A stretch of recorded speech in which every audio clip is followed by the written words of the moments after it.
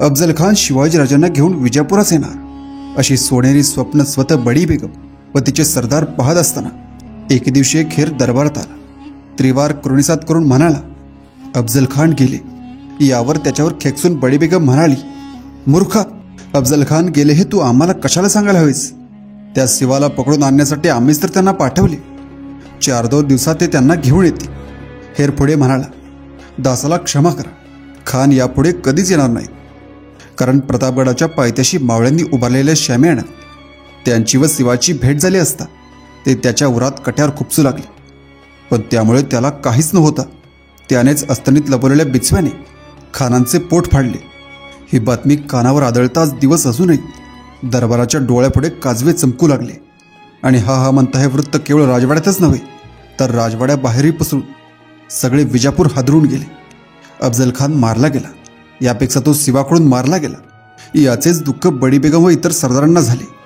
हा सगळा प्रकार दरबारात चाललेला असताना प्रतापगडाच्या संग्रामातून जीवानिशी कशीबशी निसटून आलेली फाजल खान, अंकुश खान इत्यादी मारकाव सरदार मंडळी खालच्या मारणे विजापुरात दाखल झाली. शिवरायांकडून झालेल्या अपरिमित मनुष्यहानीचा व अगणित संपत्तीचा तपशील त्यांच्याकडून कळताच विजापूर दरबार पुन्हा नव्या जोमाने अवसान गाळून दुःख करू लागला. दुःख करीत नव्हती ती फक्त बडी बेगम, ती शिवरायांवर धगधगून जळत होती व दातओठ खात होती. अशा दुःखद मनस्थितीत दरबारी मंडळ हे झालेच कसे याबद्दल विचार करू लागली असता सज्जाद चिकाच्या पडद्याआड बसलेली बडी बेगम कडवटपणे त्यांना म्हणाली, आता होऊन गेलेल्या दुःखद गोष्टींचे कोळसे वळीत बसू नका. तो शिवा लाख वाईट असेल पण त्याचा एक गुण लक्षात घेण्यासारखा आहे. आवडती बीबी सईबाई नुकतीच गुजरलेली असतानाही त्याने त्याच्या शत्रूला अफजल खानांना पाणी पाजले. तुम्ही ही गोष्ट त्याच्यापासून शिका.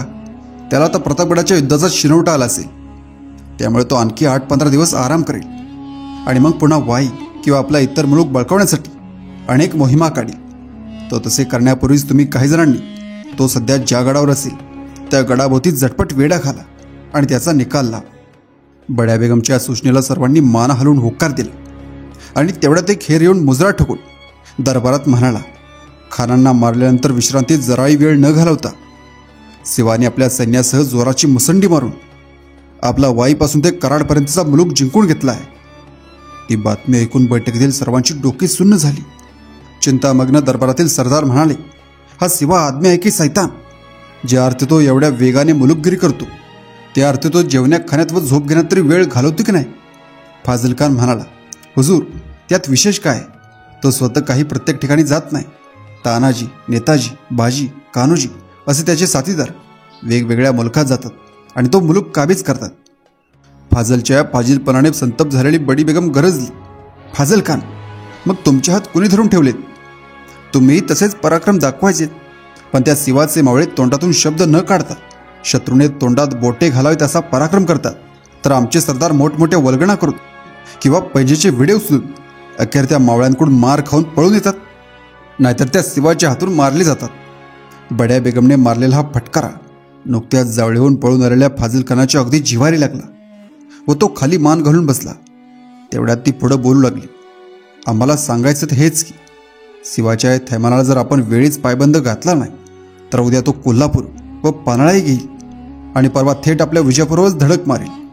तेवढ्यात दुसरा एक हेर तिथे आला आणि बादशाला करुणिसात करून म्हणाला, शिवाने एकाएकी झडप घालून आपले कोल्हापूर ठाणे जिंकले आणि त्यानंतर पन्हाळगडालाही आपल्या कब्जात घेतले. बडी बेगम किंचाळत म्हणाली, अरे हे चाललंय तरी काय? कोल्हापूर ठाण्यावरची आमची शिबंदी काय झोपा घेत होती? हेर पुढे म्हणाला, कोल्हापूर ठाण्यावरचं आपलं अर्ध सैन्य अफजल खानासंगे प्रतापगडावर गेलं आणि तिथंच ते गारच झालं. त्यामुळे प्रत्यक्ष ठाण्यावर कमी सैन्य होतं. त्यातून प्रतापगडानजीक झालेल्या संग्रामात शिवाला आपल्याकडूनच प्रचंड प्रमाणावर संपत्ती, शस्त्रे, घोडे, उंट, हत्ती इत्यादी मिळाल्यामुळे त्याचे सामर्थ्य वाढले आहे आणि त्याचा आत्मविश्वासही वाढला आहे.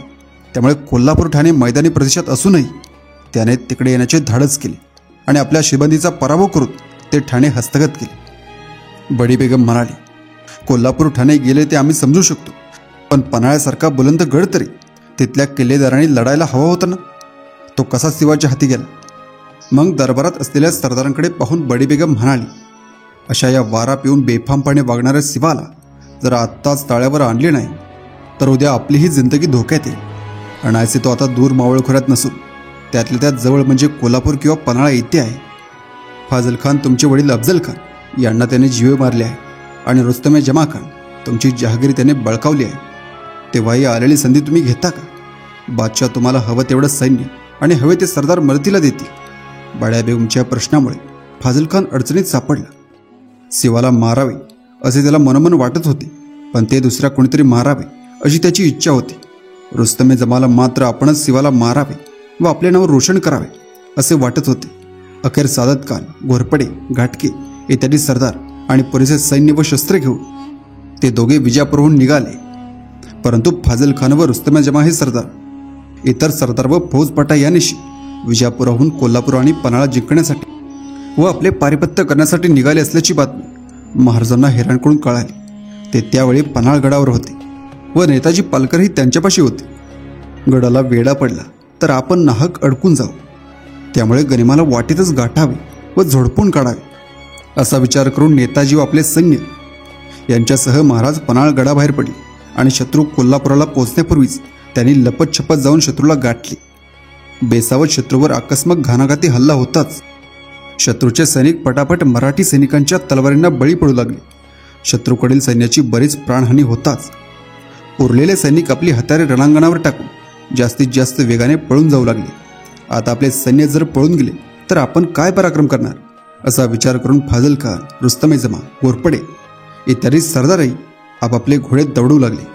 ते जेव्हा काळी तोंडे घेऊन विजापुरात परतल्याचे आदिलशाहू बडी बेगम यांना कळाले तेव्हा त्यांनी कपाळाला हात लावून घेतले.